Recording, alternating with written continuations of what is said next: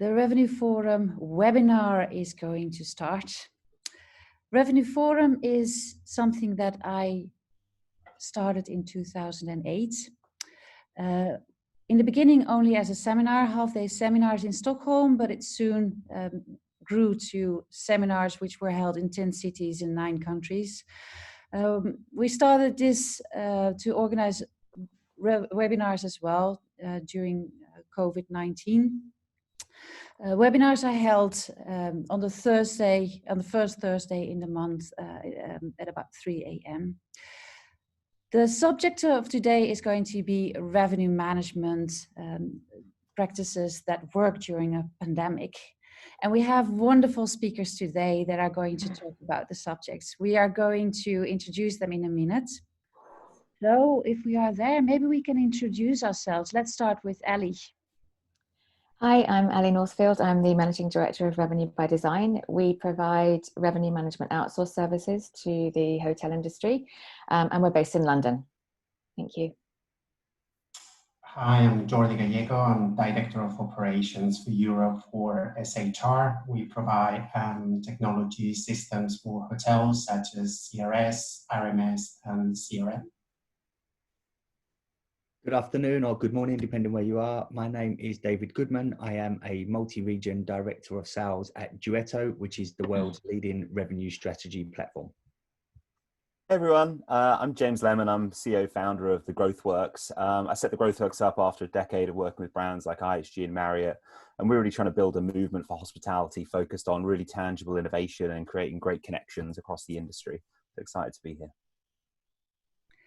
My name is Annemarie Gubanski. Besides from the organizer of this webinar, I am the founder and CEO of a company called Taktikon. We are a training and consultancy company specialized in revenue management, also offering a distribution platform and a revenue management system. Hi, good afternoon. This is Marta Varela. I'm Director of Revenue at Barceló Hotel Group. This is one of the 3 main companies in Spain. We have about 200 hotels, mainly in Spain, but also in the Caribbean area.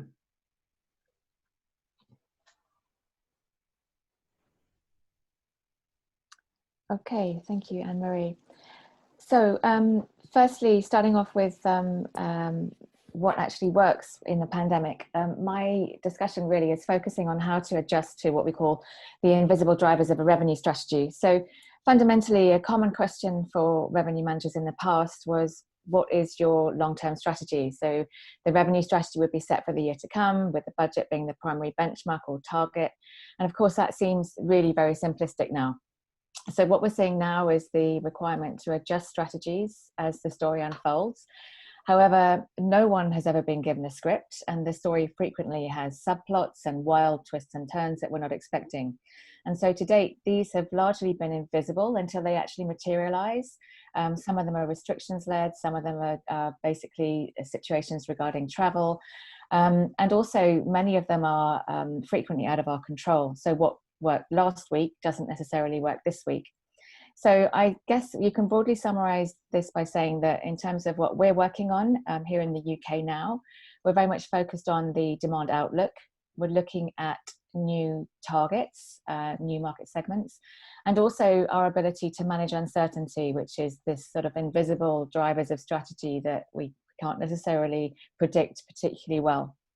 So looking at these in turn, the demand outlook on the face of it for Europe at the moment looks pretty bleak. The summer's over now, and here in the UK, certainly the outlook for early winter is very weather dependent and largely doesn't bring in a great deal of volume. So many of the hotels here haven't reopened and won't do so until spring to avoid the impact of the 3 winters in a row syndrome.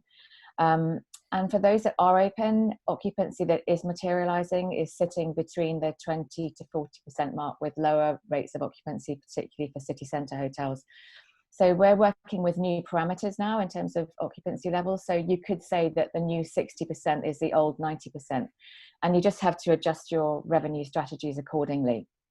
So we've also requested from our hotels new targets where previous budgets simply don't make sense. And these are typically based on break-even points. So new targets to ensure the hotel reaches a point where it can cover costs. and frequently also now the requirement to satisfy new bank payments where hotels have used some level of support to help them through this particular period.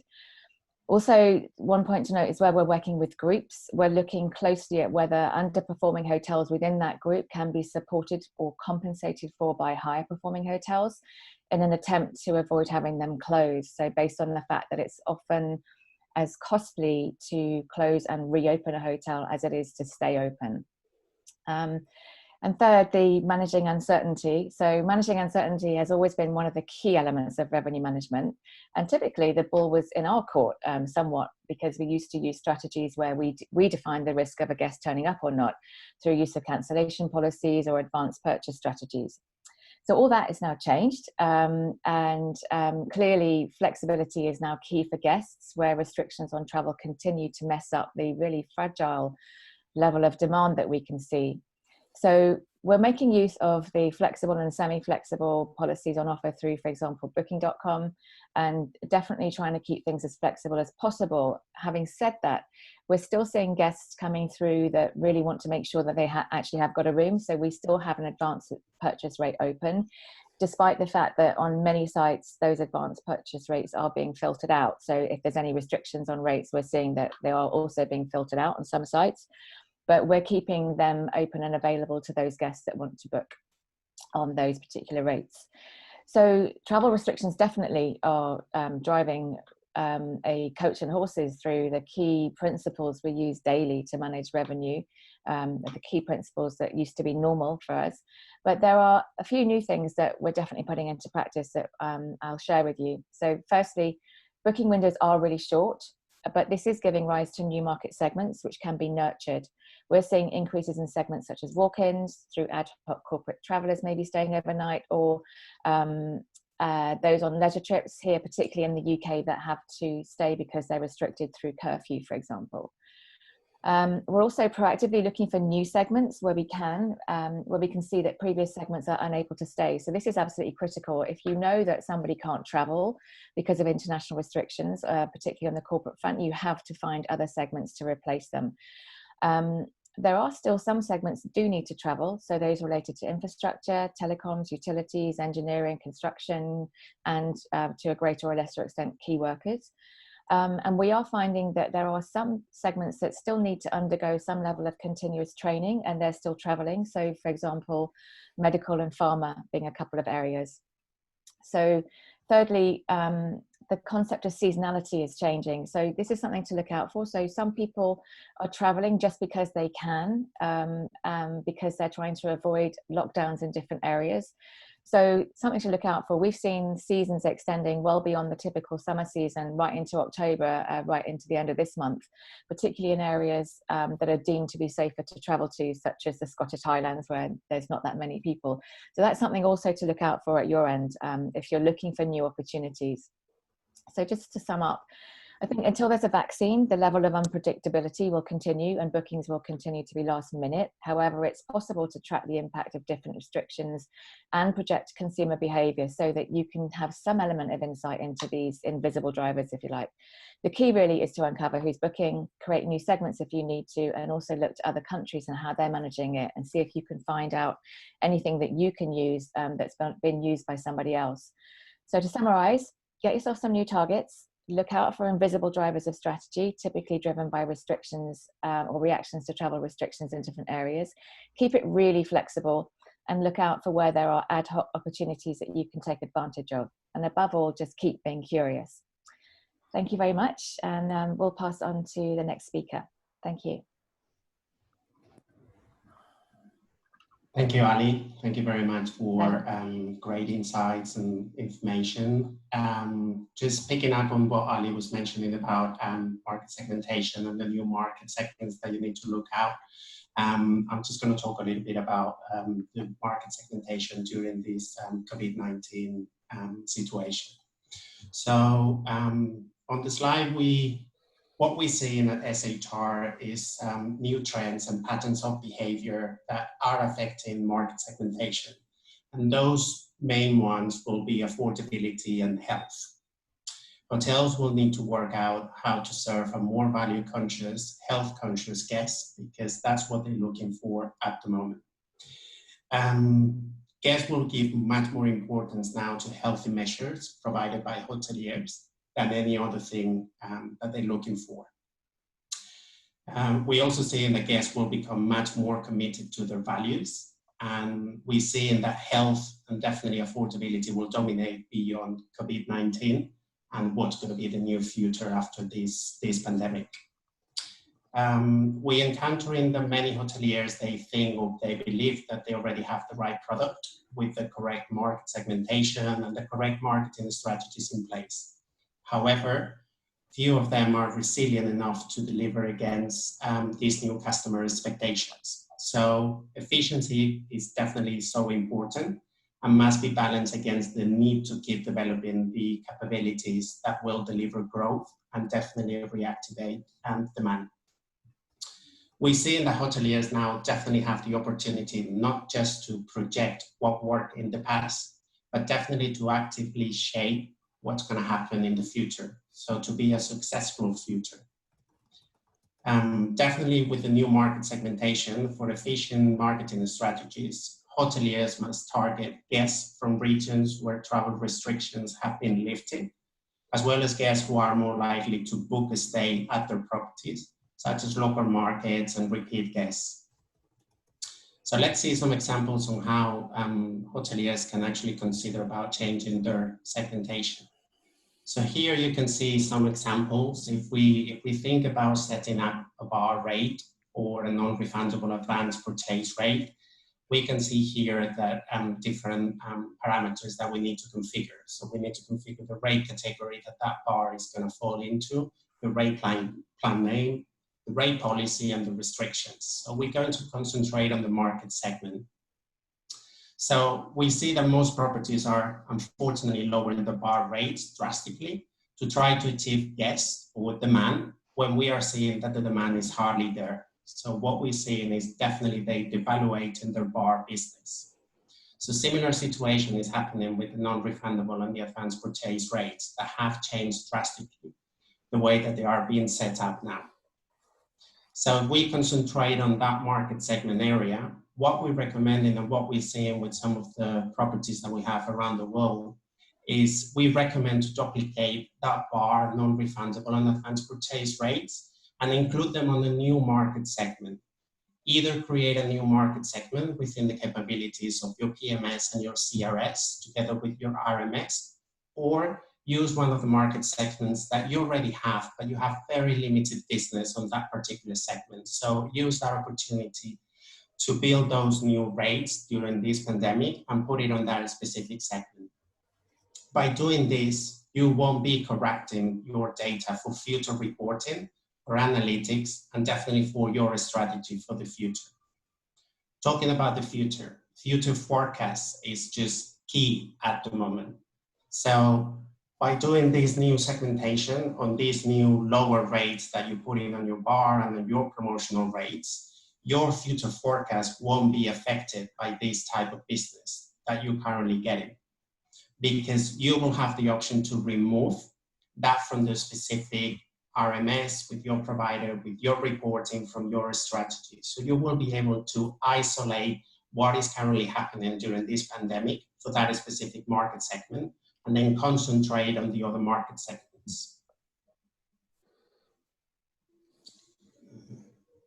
Okay, so let's just put ourselves on the worst case scenarios, and we can see that this pandemic continues to happen in 2021.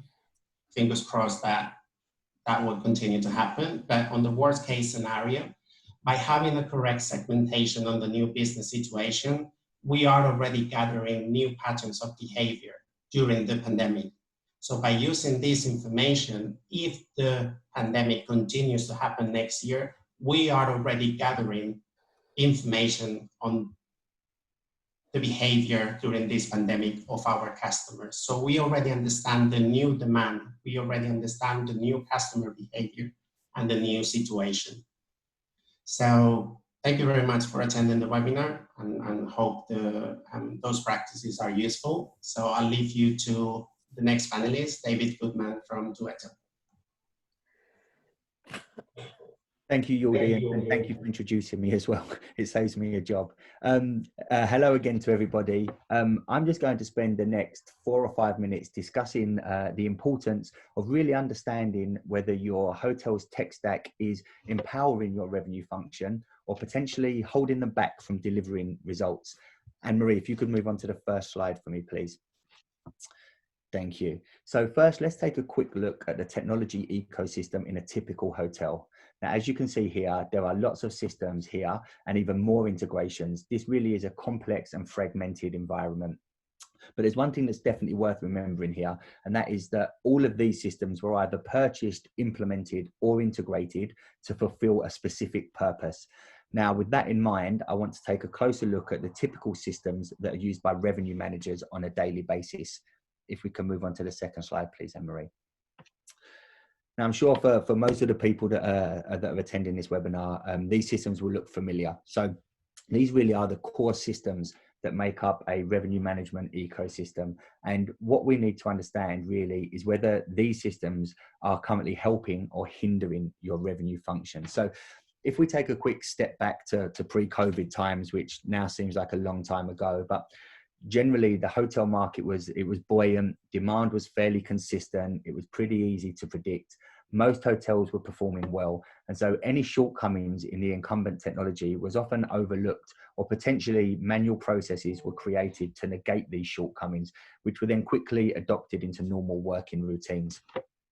Now, if we move to where we are today and take a look at how this technology is performing in the new market conditions, the first thing that we're all aware of, and you don't need to tell me to tell you this, is that market conditions have changed drastically.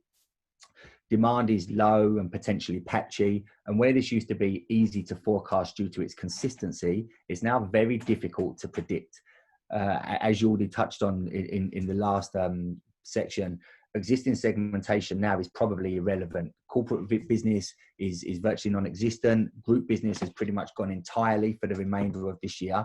And hotels are relying on potentially what little domestic leisure business they have, or feeder markets where restrictions are not in place. So, you know, the good old days of where there was enough business to go around, you know, these days have gone. It's now survival of the fittest. And what I want to do is just highlight 3 key areas where your technology should be supporting you. So it absolutely should be supporting you to create efficiencies. There is an obvious need for revenue managers to be able to do more with less right now. Unfortunately, teams are out on furlough or potentially been made redundant. And so automation of simple and repetitive tasks is a must. The days of having these big teams of people dedicated to, you know, potentially reviewing rates against the competition or reviewing parities across channel, they're gone. And your technology needs to support you so you can spend your time making the biggest, most important decisions that have the biggest impact on the business. It should also allow you to be more strategic. There is a clear need to consolidate data from all of your sources, both quickly and efficiently. This will allow you to better understand your business and to see where any potential opportunities are.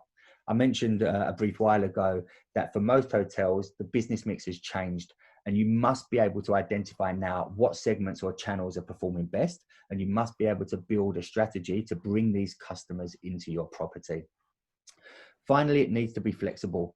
Your tech stack needs to give you the ability to change direction quickly, and it should support you in making fast decisions and implementing new strategy which reflects current market conditions, because these could change on a weekly or even a daily basis as new restrictions or legislation from governments change traveller behaviour, and you have to be able to adapt. So whilst it may not seem like it, now really is a great time to review your tech stack, but not only to review it, but to measure it against and to measure its capabilities against your goals and objectives to make sure that it's aligned. There has to be a focus on technology that provides visibility into the new normal, creates efficiencies, drives collaboration within the organization, and ultimately it has to support you in achieving your commercial objectives. So with that, thank you for listening. If anybody has any questions, please feel free to answer them later in the Q&A session, or by all means contact me directly. And with that, I'll hand over to James. Thank you. So I wanted to talk to you about innovation in revenues, and I'm sure many of you will appreciate the mashup of Fat Boy Slim, Beardy Man, and the lean startup model I've gone with here in my title. Look, we've been absolutely rocked as an industry, and I think we need a ton of new ideas and approaches to coming back from it. I think although, those of us that have been around for a while, we know it's a cyclical industry. Every 7 to 10 years we get shocked by something.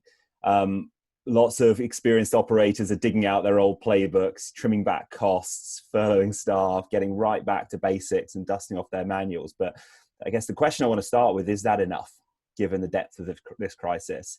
What if it takes 3 to 7 years for demand to come back to normal? Right? Someone asked a great question about how many scenarios you need. If you're planning for a 2021 recovery, you're probably being too optimistic. I'm an optimist. Travel will come back. We'll be here to stay, and we're an industry the world needs. But you could be looking at 3 to 7 years for business travel to normalize, given the new trends we're seeing. So does the industry need to do more to adapt to what we're about to see, the future growth and changing customer needs? And what's the role of your hotel for guests if you can't rely on your pre-crisis business? Have you got the right culture, and have you got the right approaches to revenue innovation? So what we do, we typically work alongside individual properties, small chains, large chains, as well as with individual owner groups and startups in the space. I'm absolutely convinced the time is right for better innovation, and want to kind of share a few suggestions of where to start. So the first theme I want to talk about is looking beyond occupancy. Now, many of you will probably have non-room revenues as a bit of an afterthought, but typically pre-crisis, luxury hotels, more than 50% of their revenues were non-room revenues. Even for most mid-scale hotels, around about a third of their revenues could typically be non-room revenue. And we were just beginning to see people getting creative around upselling, use of the lobby space, maybe adding on tours, activities, and transfers. But no one ever really took it that seriously, and it was all pretty marginal. My big advice here is look at your local market. We're finding some really smart innovation, particularly the local brands, particularly the national chains, who are looking right around their hotel at kind of untapped revenue sources that they just ignored before. But capturing it is not going to be the same as it was before. And it's not just about the OTAs or your existing website. It's about a kind of a new mindset and a new approach to sales and marketing. It starts with the customers. Really liked Ali's points around the segments still traveling in both business and leisure. Get to know some micro segments better. Really sit down with your team and plan out who are all the types of audiences that could still be using your hotel for something that you offer. So marketing teams need to get really creative around packaging, around understanding consumer trends and profiles. We're seeing some super ideas. I'm sure you've heard of them and dismissed them already. Like we're seeing a lot around co-working, either in the lobby and meeting rooms or reuse of the bedrooms themselves. We're seeing a lot of subscription models with people like Citizen M. I'm a little bit of a skeptic. I know you can book the Citizen M this Friday for £60, and the subscription model is £500 for 3 nights. So I think they probably need to do some alignment there. We're looking at a lot of restaurant innovation, people offering up food delivery, food hampers for local businesses. We're seeing people doing breakfast on the lawn or, bubbles for outside eating in the winter. We're seeing a lot of activities, companies doing great private neighborhood tours that start and finish at the hotel, combined with a dinner, bed and breakfast. And of course, don't forget things like the value of upsell. In places like the UK with the bars shutting early, unlocking room service, unlocking those upsell opportunities on food and beverage, just more critical than ever. Key thing here, try and make it a good experience. Try and make it as something people actually enjoy and that they'll be able to get something out of. People may book direct. Again, I saw a question on people booking direct. We do a lot of work with hotels on distribution and book direct strategies. Key takeaway is you have to earn it. You have to earn it if you want people to book direct with you through your content, through your experience, and through the value that you add. So there's a couple of thoughts there. Theme 2 is about culture. It's about empowering your frontline leaders. Again, if you're in a chain right now, I guarantee the smartest ideas will come out of people who know and live and breathe their local market. Hustling their local sales, thinking about kind of staycation, thinking about attractions to bundle. What we're seeing with chains or individual hotels that are doing this well is they're forcing teams to co-work. They're forcing teams into a commercial function and away from revenue management, sales, marketing. You have to put teams together. You have to cross-train, which with furlough is probably easier than ever in a way. You have to make sure that people understand that ideas will come from thinking about things holistically. And it also helps build flexibility into your organization. The job of the center in that case is to quickly share ideas from one location to another. So if you're working in a head office, you should be encouraging space for hotels to innovate fast and then sharing things as quickly as possible to kind of exploit gaps in the market. But that's going to come down to communication and collaboration. Theme 3 is about innovation at every level. And it's about setting aside time. It's about having an approach and new ideas. And easy to say, hard to do. I know everyone is working more than a full-time job, frankly, to survive and keep the hotel open. But if this is going to be a prolonged situation, if you're not taking 20% of your leadership's time, 20% of your management's time, your team's time, and carving out, guys, what next? How are we innovating? Who have we heard from in the industry that can bring some fresh ideas? What consultants or experts are out there that can just trigger some thoughts that we can then take away and build and make your own? So we've run some great workshops with boards, for example, who are thinking, well, look at the explosion of vacation rental over the summer, and look at what Marriott did with homes and villas 2 years ago. Well, what's our opportunity to quickly spin up a bit of a vacation rental arm? Where could we extend our brand into things like service apartments, into things like new room types, or frankly, into a whole new area of supply like co-work and restaurants and bars? So it's all about developing, testing, and tracking ideas. So you either need to set up a small team that works directly for the leadership, or you need to encourage each team to carve out a little bit of their time. And then theme 4 is dare to try new things, which again, you have to be able to build in a culture of failure. A lot of the customers we're working with, we're encouraging them to try 5 to 10 new ideas, and half of them may not work.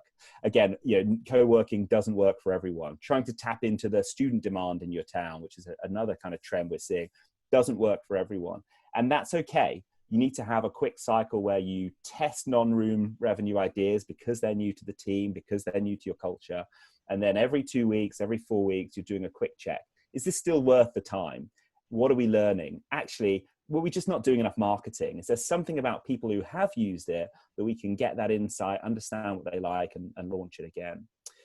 So keep yourself in small groups, keep yourself incubated by leadership, but try and encourage everyone in the company that this is okay. Although we are in survival mode, although people are fearing for their jobs right now, they're not naturally going to innovate. But if you're in a team leader position, or if you're in a business leadership position, please say to your team, it's okay to come up with new ideas. We're looking for fresh ideas, and do set aside time. We are big believers that through facilitating an environment that explores kind of total revenue, as well as loads of improvements in productivity, and embrace some of the innovation, steal ideas as and where you can, then you will absolutely go far. So please do get in touch if this has triggered a few thoughts. Always happy to spend 30 minutes with anyone and explore a few ideas. But good luck. I know it's tough out there, and we'll definitely get through it. Yeah, well, so one of the main disadvantages of putting yourself last as a panelist is that, actually the things that you're going to talk about already has been talked about before.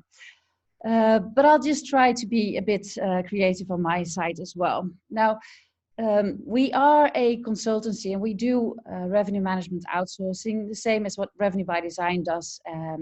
So that is also Ali's expertise. But we have a lot of companies, hotels in different types of locations, different types of situations, which also is applicable to you participants, because, there are quite a number of different types of backgrounds listening right now. This also means that I need to generalize, but I try to take a few points from the things that we have noticed the past few months. Now, of course, what our main goal is to create market share. We need to gain market share, and actually that has been quite easy for us the last couple of months.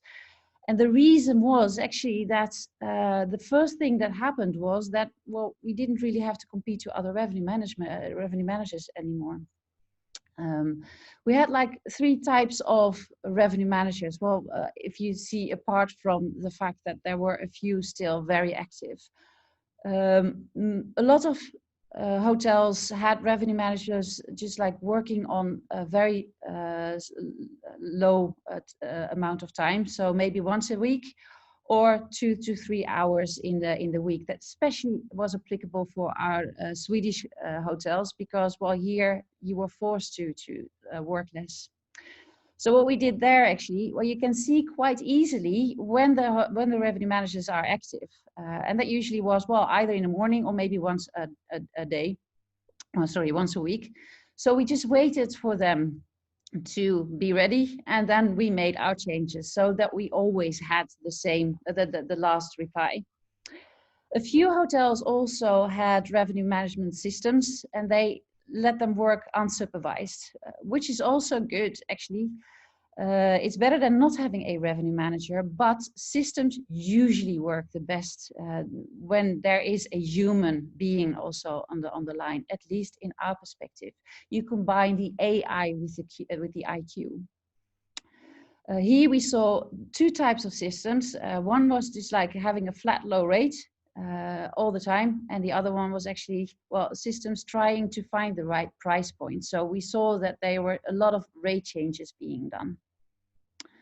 And we just needed to adapt to that.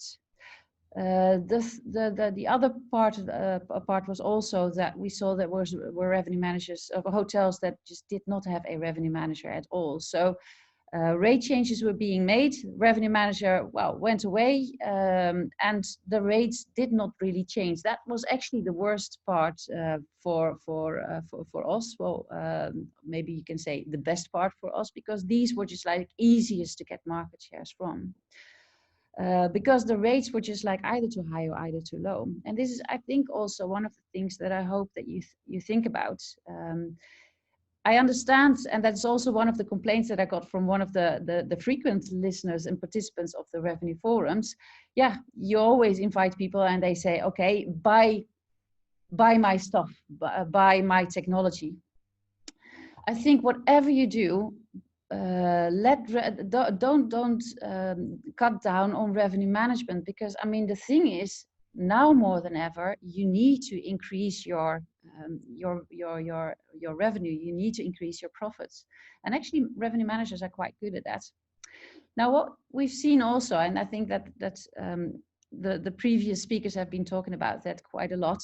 The different types of demands we see in a lot of our hotels. Actually, the corporate rates, yes, there's still corporate travel going on, but it's not in the same extent, and we expect not to have to come back to the same levels the coming 4, maybe 5 years.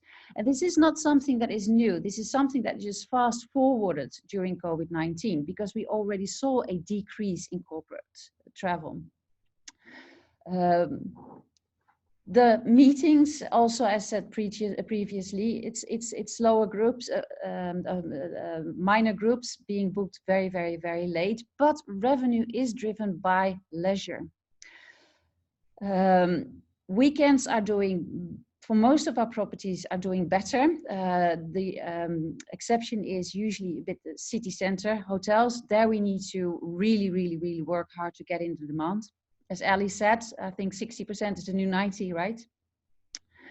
But we also see that our leisure travelers, when they start traveling again, they are very easy to go back into the old patterns. So a few of our hotels now see demand coming back, but that is driven by leisure. And the nice thing about leisure, that is also something that we have seen the past few years, is that they are willing to spend more. So average rate for a lot of our properties, once again, I'm generalizing, but average rate is being pushed up by leisure. But also they are willing to spend more on the hotel. So they like to eat at nice restaurants if a hotel has it. And here you have that. We've been talking about total revenue management for, I think, a couple of years. But the ones that have been applying total revenue management, actually, they've been focusing on room and meetings. And I think now maybe is the time to really, really, really go for it and say, okay, how can we apply revenue management on the departments that are directed towards leisure, which is restaurants, or spa, or anything that you might have that is interesting for your leisure guests. We've done a few of these projects, and they are always difficult to start, actually, because you need to have the whole team on board. And that means that you have teams that need to start adapting revenue management, that have never been working with revenue management.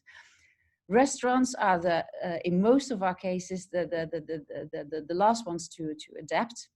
And we really, really, really need to have management on board. But it's fun. It's really nice to apply revenue management on other departments if you dare. Actually, I think I'm already over my limit. So thank you very, very, very much for listening. And I think we're going over to my favorite part of this webinar, which is like, well, talking to a real expert. We've invited Marta Varela. Marta is the Director of Revenue at Barceló Hotel Group, and she's also my old colleague from Hilton Time and one of my favorite revenue managers. Thank you, thank you, thank you so much for joining us.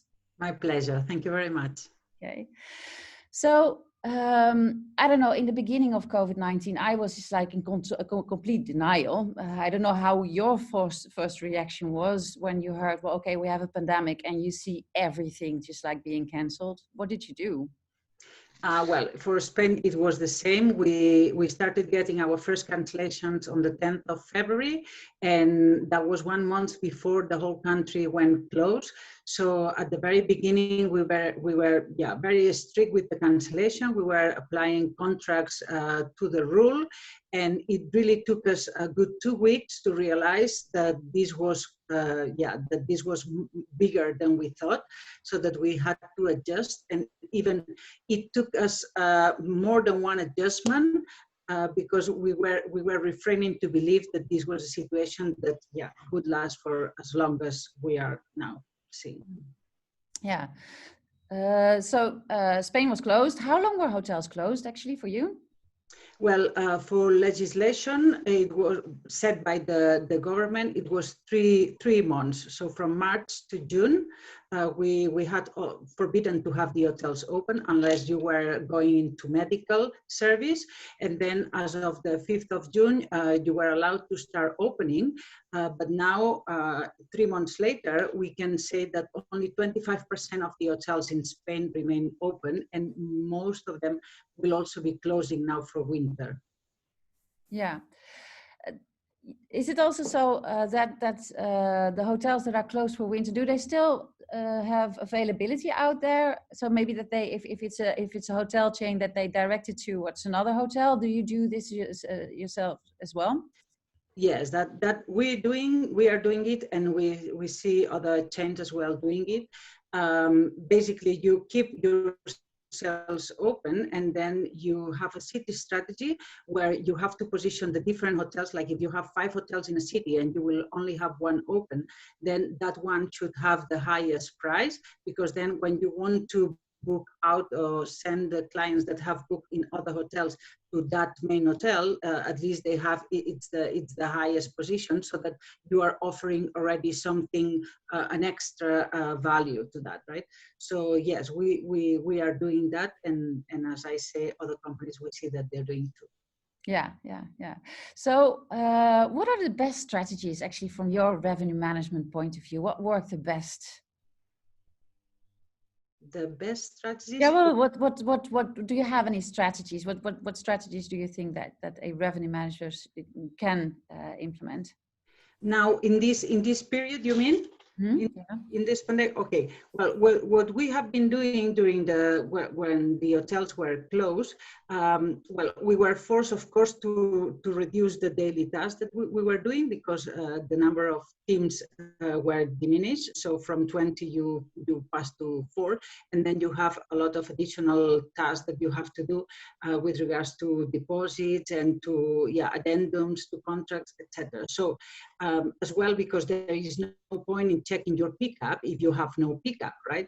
So then you keep an eye on things on a very high level, and then what we were focusing is changing the perspective and going more on a macro data, so that we would be very interesting following what's happening to especially the key feeder markets that we would have.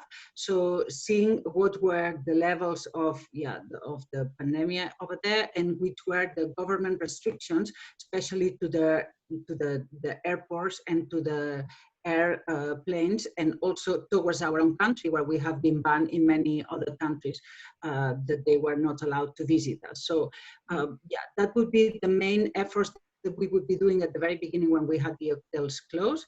And then the second one was to do the exercise of break-even point, but not only the break-even point that we know as break-even point equals 0, where you don't win, you don't lose, but also go and find out which is the level of occupancy that you need to have in order to lose less with the hotel open than with the hotel closed. Now, the pandemic has been going on for a few months, unfortunately. But there's been, this is like a process, right? I mean, the things that you do in the beginning and the things that you do now, they might be completely different. So which tasks did you keep, or which tasks did you add? Which did you just like completely stop doing? Well, the things that we keep doing is we keep looking at the competitive set, but not only what we see in the rate shoppers, but also trying and find out information from our associations, hotel associations offices, which are the ones that are really giving us the information as to which hotels are open, because that will help us a lot in setting our price strategy. Because if you have a 5-star hotel and you are only 5 hotels open from that category, and in your neighborhood there is only 1, your strategy for prices will be different as to if there are more hotels open, right? Then that we would keep, also having market awareness, but also in the local area. So because we know that many countries, they cannot, or many nationalities, they cannot come to Spain. So then we try and reach local markets, so people that can come by car into the different cities.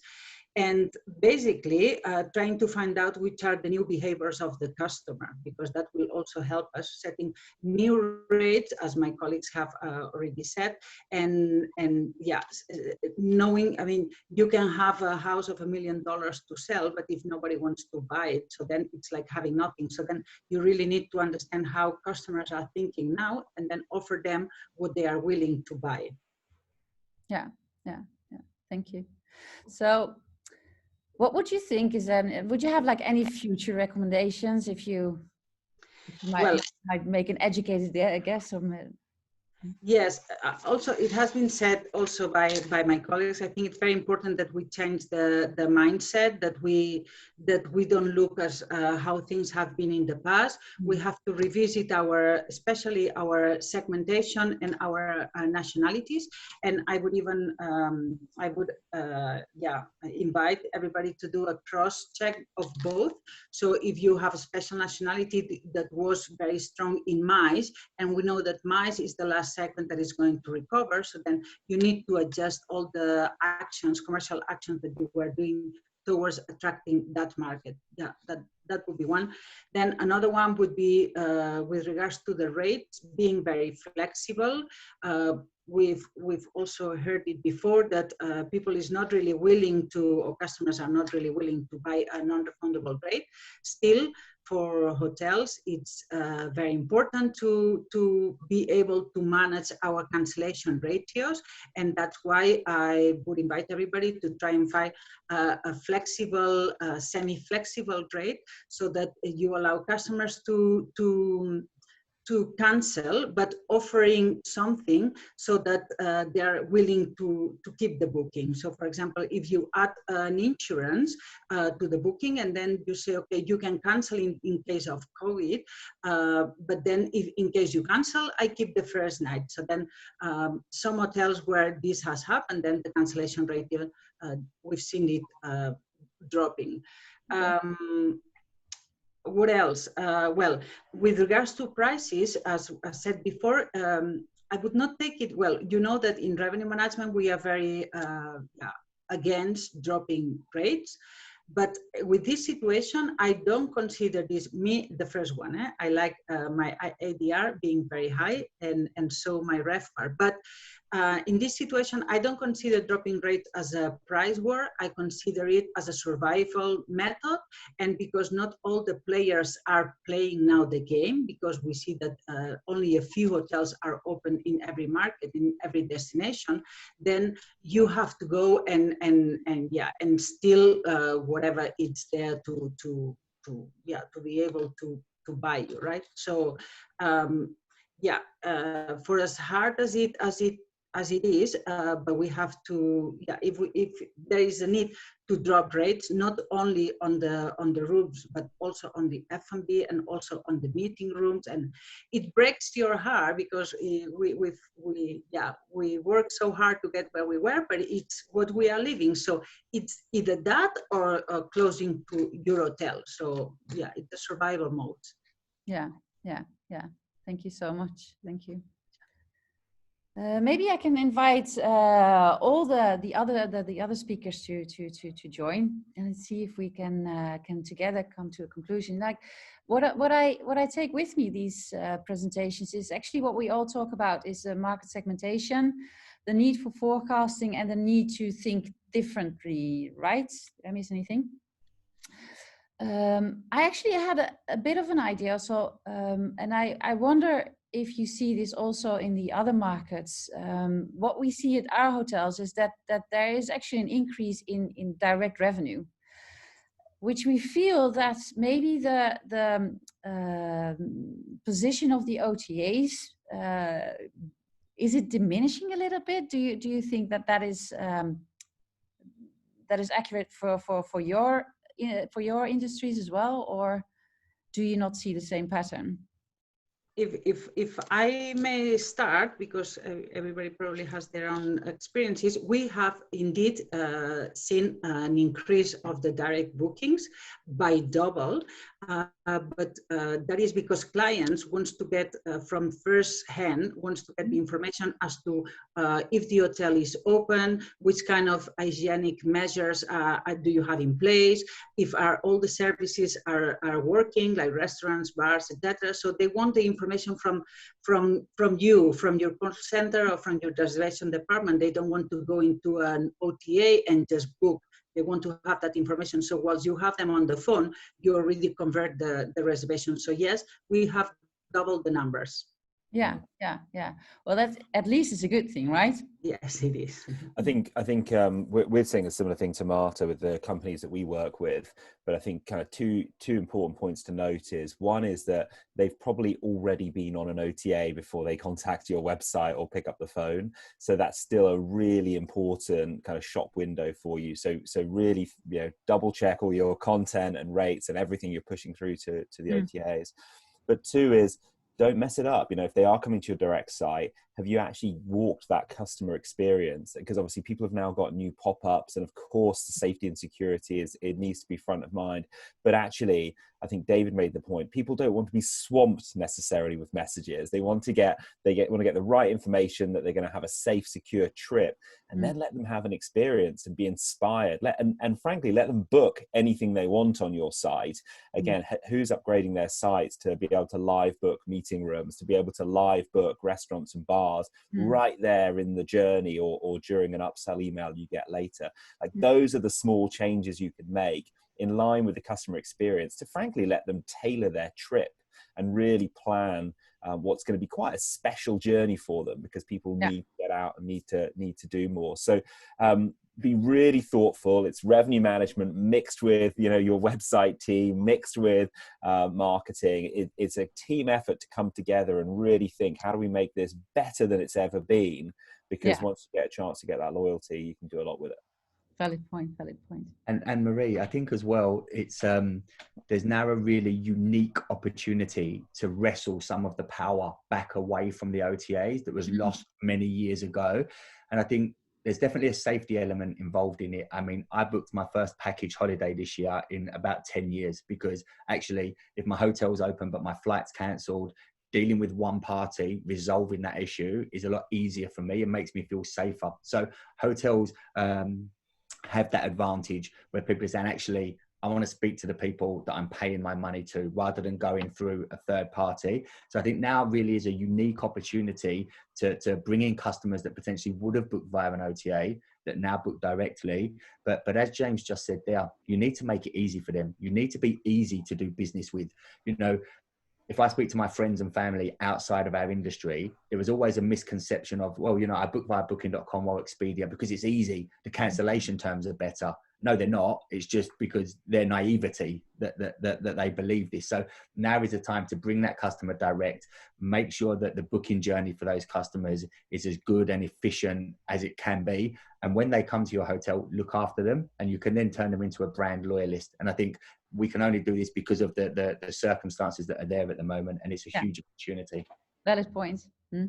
I mean, we're seeing more direct bookings, definitely, but I don't see that there's any movement away from OTA bookings. The hotels simply just aren't in a position to refuse demand or to try and put a huge level of effort behind shifting channels. So you just, I'll word it very carefully. I mean, certainly there are more people booking direct because they want the granularity of information regarding safety. But certainly at the moment they're not in a position to deny bookings from an OTA channel. So I think we just need to be careful about how you look at the opportunity. Definitely. Yeah. Thank you. Yeah, no, I completely agree with what everyone was saying. I mean, as a takeaway for hoteliers is keep the momentum. Use that opportunity to work on those businesses that are booking to you that will normally book through the OTA. Use that opportunity, learn from that, and then just make that customer loyal to you, and then make that customer to book directly with you. So take the momentum and take some action into it. I mean, because no one else is going to be blamed for. We cannot blame the OTAs anymore, or they're still in the business. Right now, you have the information, you're seeing the change on the trend, use that opportunity to keep the momentum. Yeah. So sorry, is there, because I'd like to go back to the comment on forecasts. We also got a question on that. So having a few different forecasts seems to be the best way people are dealing with this. How many should people do? Is it as simple as best, middle, worst, or should it be based around estimated restrictions? Actually, this is also something that we discuss quite often in our office. What is a forecast right now? Do we still need to forecast? And we have different opinions about it. So I'm curious to hear what you think about forecasting. Do we need to have different forecasts? Is it still valid? Okay, I think you have to scenario plan, and scenario planning by definition is a forecast. So you might not necessarily use some of the typical parameters that you used to use before in terms of impact of events or impact of the key market segments in terms of timelines, but certainly you've still got segments that are booking. Their booking patterns will have changed, and you just need to incorporate that into a new forecast, definitely. But I would say to Roland's point in this question, is it sort of high, medium, low? In its simplest forecast, why not? You know, as long as the point being really is to be prepared and to be able to anticipate what's likely to happen and to be able to respond to it and have the tools to respond at the moment. So that would be my take on forecasting at the moment. Mm-hmm. Yeah, I think, look, I completely agree. It's about scenarios. So McKinsey came out in, I think, April with 9 scenarios. And I think what's really key that we don't do is let's not try and be medical scenarists. You know, I think we're all a bit sick of hoteliers trying to be disease experts, but have a look at the McKinsey model. It's a really nice way of just going, actually, you know what? If it gets better or worse, and if intervention gets better or worse, this is likely how it's going to play out. We typically recommend our clients are running about 3 scenarios, and frankly it'll depend on the kind of safety of your hotel. If you are, you know, okay cash wise, you maybe have a bit more flex. If you're, of course, you know, working with bank and investors and on the verge of survival, you may be kind of looking at a couple of different things every single day. I think the key thing is one, about understanding what teams have what resources to do what in the next few months. You know, if you're trying to be creative, if you're trying to survive, if you're trying to do something different, like introduce some tech, people need to know, is there any kind of budget or any kind of flex? And I think it's important as leaders that you try and allow some of that. So a little bit is about money, but a lot of it's about activity. And I think if you do these scenario planning, you then map your activities against it and go, look, we're going to try 5 big new things.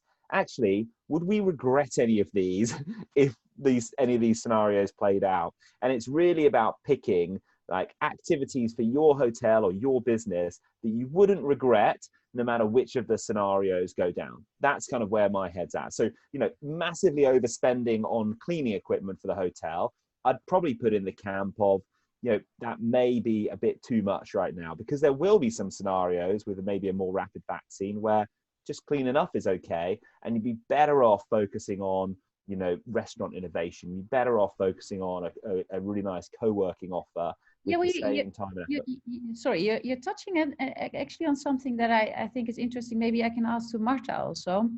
Okay, cleaning, good enough. In my opinion, I think actually cleaning is going to be much more important. It's going to be something that that a hotel really needs to invest in. Is that? Do you have any ideas about that, Marta? It's like, what do you think a future hotel is looking like? Well, the future, I don't know. The present, it is like the present.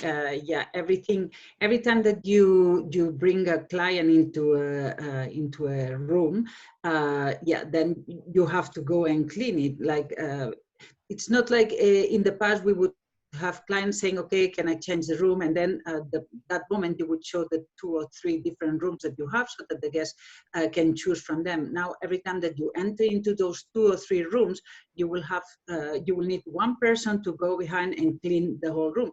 And knowing that we are with the teams very reduced, that we have one receptionist per shift, or that we really don't have people. If you have a receptionist cleaning the room, then you don't have anybody behind the desk to check in, even if there are few guests checking in. So already the cleanliness is something that is already a present situation.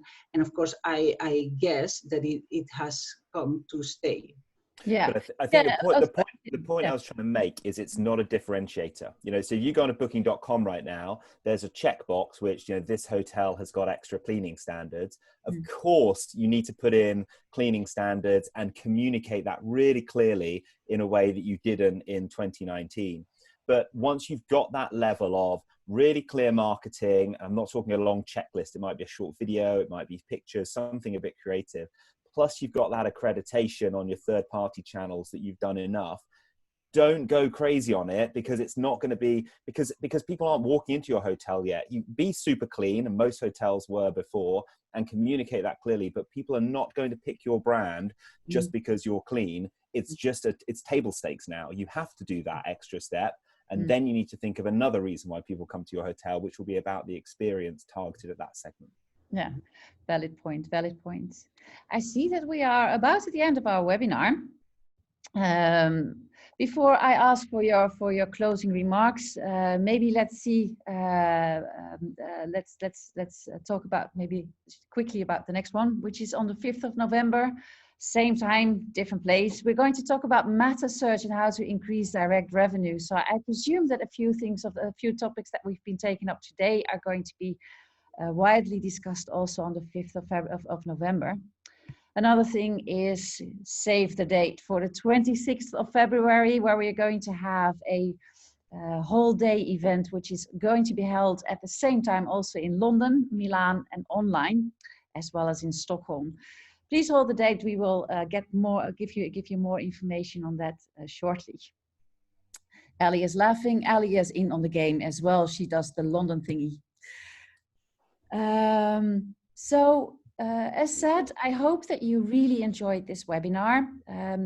Please do feel free to contact us if you have any questions or remarks. If we didn't really take up or we said anything you think, hey, I'd like to apply this to my specific property, or any questions that you would have liked to ask, but we didn't really have the time for.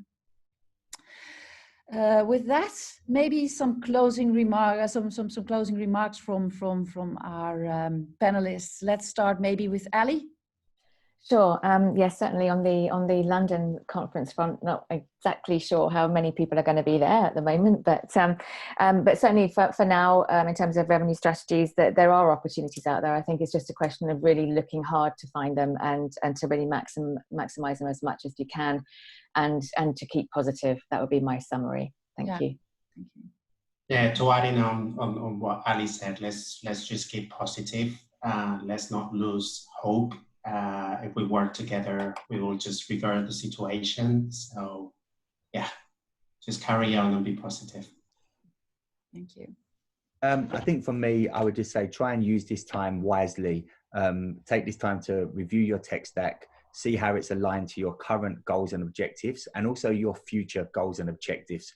Now may not be the right time to invest, but make sure you understand where you're at with your technology.